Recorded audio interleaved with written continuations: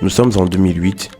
Une jeune béninoise de 20 ans, inconnue, crée sur Facebook un simple groupe pour valoriser le panafricain. Elle ne le sait pas encore, mais ce geste va déclencher l'une des plus belles histoires du business francophone.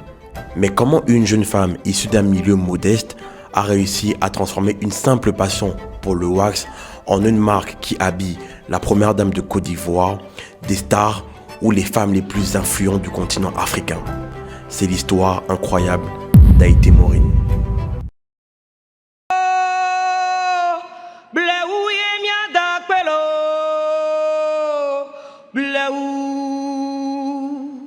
Pour comprendre l'histoire d'Haïté Maureen, il faut revenir bien en arrière, à l'époque des stars, des défilés, où elle n'était qu'une simple jeune fille, élevée par sa mère qui était hôtesse de l'air, et vous verrez que cette dame par la suite va jouer un rôle important dans l'histoire de Nana Wax. Maureen passe une partie de son enfance en Côte d'Ivoire, un pays qui marquera profondément son cœur. Elle grandit entre école française et école ivoirienne, une enfance normale, du moins en apparence. Parce que très tôt, un trait se démarque chez elle, la fibre du business.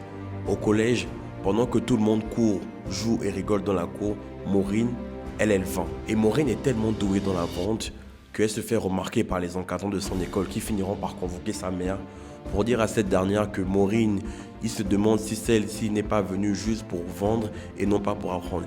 Imaginez-vous être parent et on vous convoque pour vous dire que votre fille n'est pas là pour apprendre et elle fait tellement de business pendant les heures de cours qu'elle est devenue quasiment problématique dans l'école. Pour vous dire à quel point, dès le plus jeune âge, sa fibre du business était déjà présente. En 2008, elle a 20 ans. Elle arrive en France pour étudier et là, dans sa chambre d'étudiante, un simple ordinateur et une passion immense pour la culture africaine, surtout pour le wax, elle crée un groupe Facebook. Juste un groupe pour rassembler ceux qui, comme elle, aiment profondément le panafricain. Elle ne le sait pas encore, mais ce clic va changer toute sa vie. Le groupe attire des dizaines, puis des centaines, puis des milliers de personnes. Des femmes qui partagent et qui posent, qui échangent. Une vraie communauté vient de naître et Maureen, beaucoup plus maligne que la moyenne, va très vite voir l'opportunité. Elle peut vendre ses propres tenues, cousues par elle-même. Les débuts sont timides, mais la vague commence à monter. Ont vu comment j'ai commencé, surtout ceux avec qui j'ai grandi. Pendant que eux, par exemple quand j'étais étudiante à Paris, que moi je me levais les samedis et dimanches pour aller dans le 18e, prendre des tables en février à moins 10 degrés pour faire des ventes de 10h à 18h.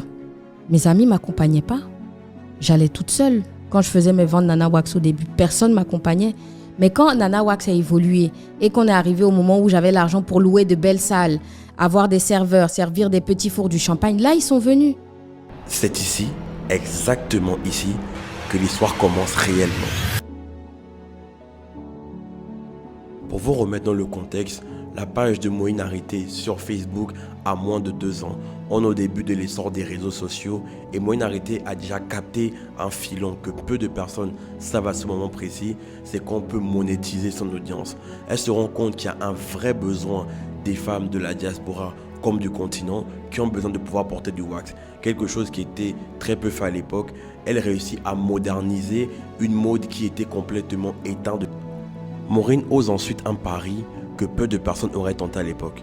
Des salons privés en plein cœur de Paris, des boutiques éphémères où les femmes de son groupe peuvent essayer, toucher, vivre l'expérience Nana Wax. Et en 2010, tout explose. En seulement 2 ans, Maureen réalise un chiffre d'affaires d'un peu plus de 2 millions d'euros en 2 ans.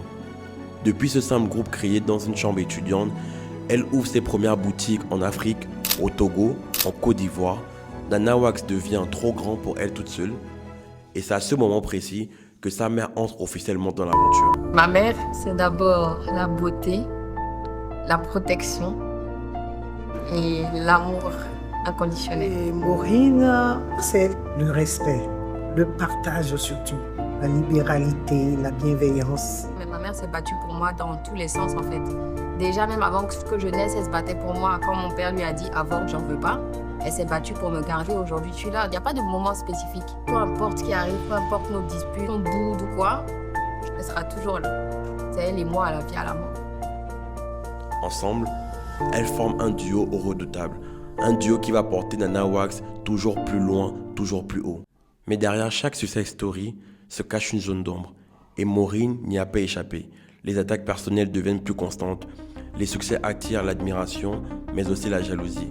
Chaque décision, chaque poste, chaque prise de position est scrutée, commentée et critiquée. Tu es sûr que tu es une bonne famille? C'est ce que ta mère a appris. À pas faire comme ça, pas une zassa là. Il n'est pas une zassa que tu raccommodes là. Ta mère t'a pas appris que quand on va dans de quelqu'un, on compatit la douleur de la personne et qu'on ne filme pas l'intérieur. Pour suivre Haïté Maureen depuis quelques années, quelque chose de fondamental chez elle, c'est qu'elle n'a pas du tout sa langue dans sa poche. Encore récemment, elle était au Sénégal pour pouvoir fêter les 15 ans de Nana Wax au Sénégal. Et comment vous dire justement que ça s'est très très mal passé.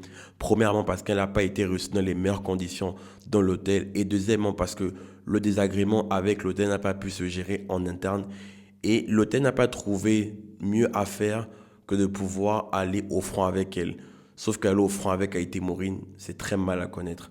S'il y a quelqu'un qu'il ne faut pas affronter frontalement parce que vous savez que vous allez perdre d'avance, vu la communauté qu'elle a, vu l'influence qu'elle a, c'est bien elle. On l'accuse parfois d'utiliser ses bad buzz pour faire parler d'elle. Peut-être, peut-être pas.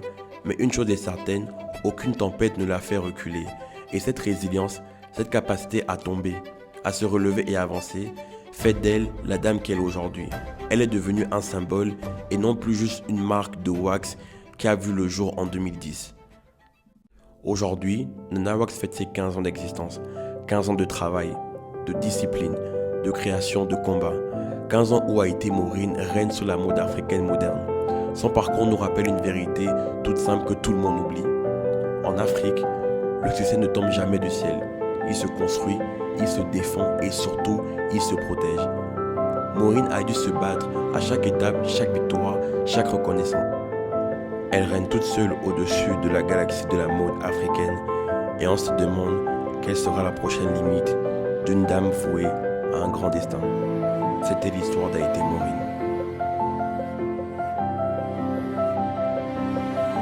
Les amis, on arrive au terme de cette vidéo. Marquez-moi en commentaire Nana Wax et je saurai que vous êtes arrivé jusqu'à la fin de cette vidéo. J'espère que cette vidéo vous aura plu. Si c'est le cas, n'hésitez pas à liker fort là et envoyer le plein de force à Haïté Maureen. Taguez-la en commentaire pour qu'elle puisse voir cette vidéo. J'espère que ça lui fera énormément plaisir. Et n'oubliez pas, on se donne rendez-vous demain parce que le mois de décembre, c'est un jour, une vidéo les amis.